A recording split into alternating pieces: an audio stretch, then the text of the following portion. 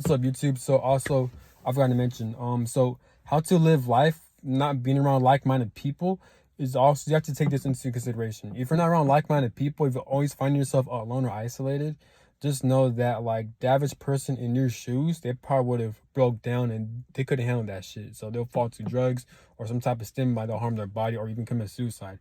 You on the other hand watching this, just the fact that you in your whole life you're always not around like-minded people, or you're always like um isolated, it means that like you're meant for great things and you have a lot of mental toughness, and you know more about yourself, and you know more, you like you're your own best friend and you're your own fan, and you know more about yourself, because self-isolation, not being around like-minded people, is forcing you to do a lot of self-reflection, to dive deep within yourself, to know what you like, what you don't like, to know more about yourself.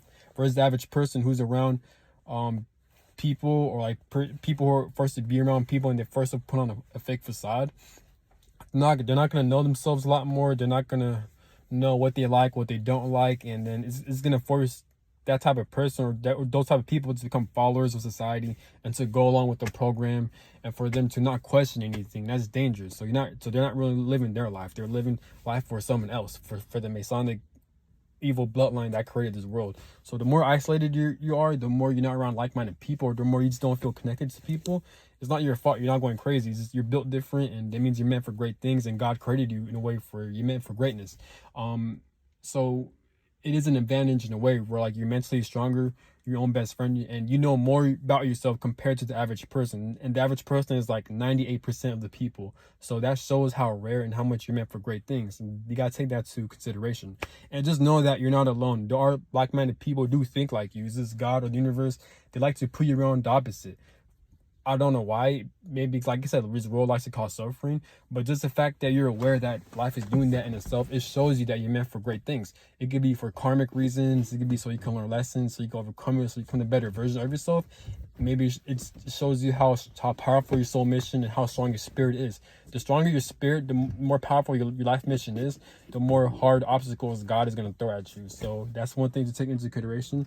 And look at that as a compliment. It just means you're built different compared to 98% of the people. It does get annoying though, so try to release anger. Don't forget to cry it out.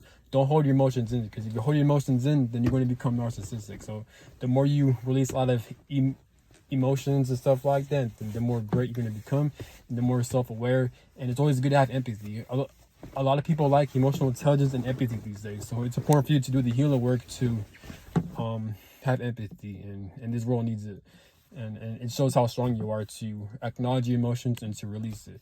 There's a lot of channels you can watch to release your emotions. First off, you could try therapy work.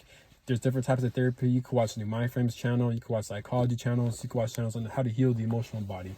So that's all I got to say. Have a good one. Peace.